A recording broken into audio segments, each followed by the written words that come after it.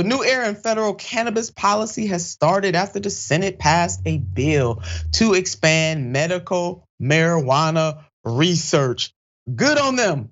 Let's take a look at this headline. Congress sends first weed bill to Biden. Passage of the legislation signaled a new era in federal cannabis policy. It's the first standalone marijuana-related bill approved by both chambers of Congress. Hello, somebody. I will cheer for this, even though it certainly does not go far enough. And they are still out of touch with the majority of the people in this country, but here we are. So this is the first standalone bill. This is a very good thing. So what does it mean? The bill, which will make it easier for scientists to conduct medical marijuana research and protect doctors who discuss the benefits and the drawbacks of using the drug with their patients. Now, here's a reminder, marijuana is still categorized as a Schedule I drug, the same as heroin.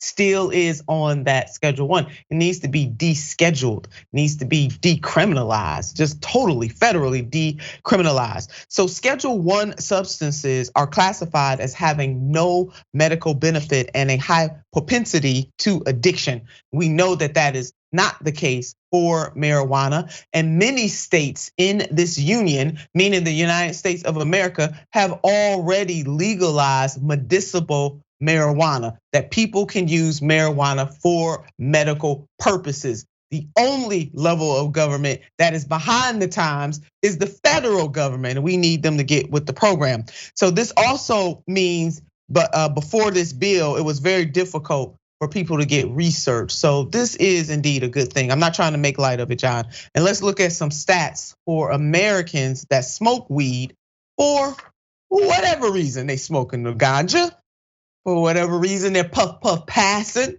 for whatever reason they're eating them gummy bears, they're doing it. How many Americans smoke weed? And look at that. It's a beautiful thing, John. Yeah, I'm surprised those numbers are as low as they are, honestly, and that they haven't significantly risen, even though we were told that legalizing it in different states would lead to tons of people trying it. I actually would believe that it would lead to more use, but apparently we don't see it there.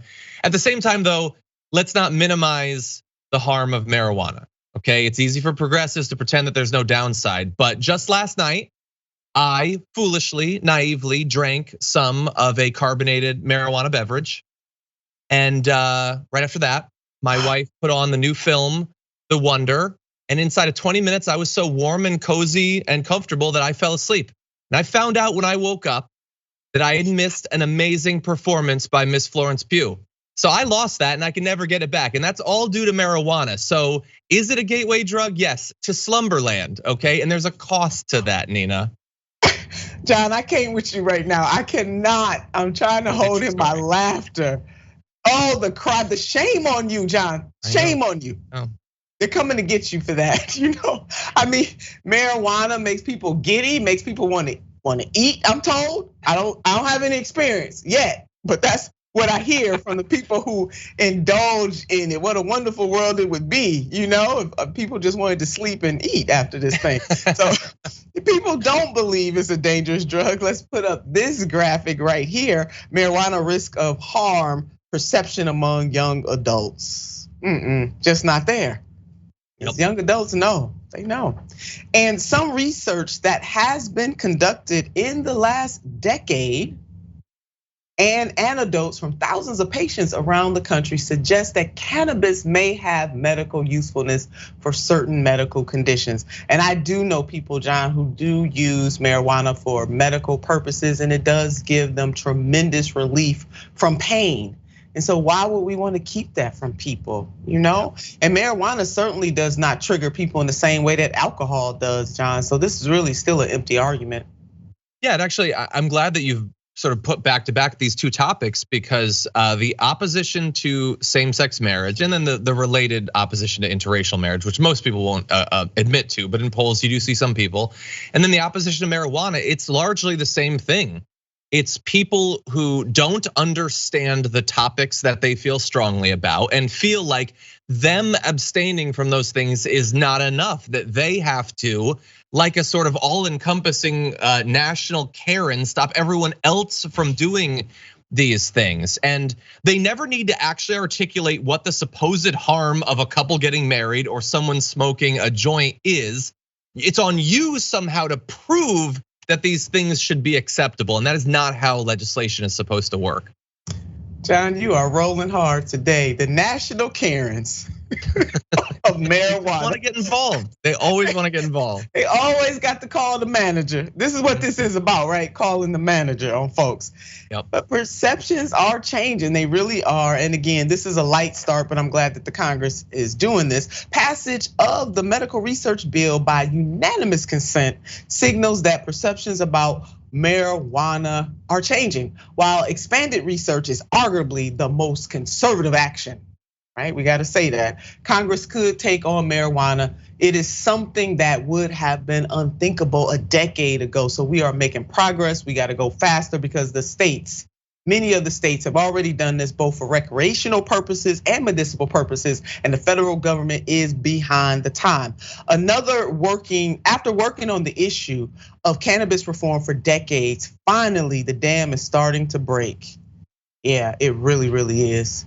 I want to thank all of the leaders who were in even just on this small part. And the start of the change happened this October. Let's put up this headline, share it with the folks. Biden pardons thousands of people convicted of marijuana possession, orders review of federal pot laws. That is really good. The president did ask, attorney generals across the country to join him in that. Some people are taking local action, really good. Let us not forget that there are still people suffering some penalty.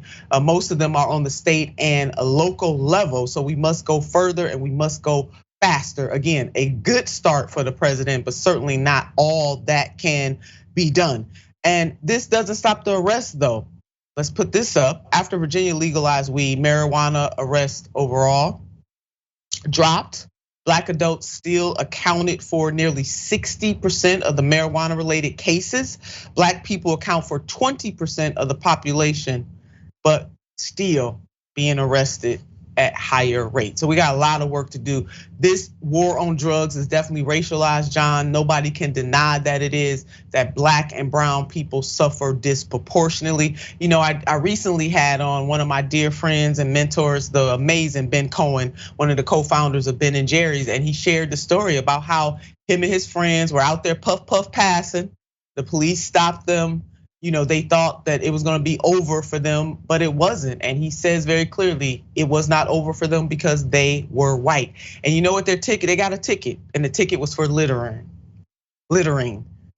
not for having possession of marijuana. So love me some Ben Cohen for sharing that story and saying that if it had not been for that, had he been black, Ben and Jerry's probably would not be Ben and Jerry's.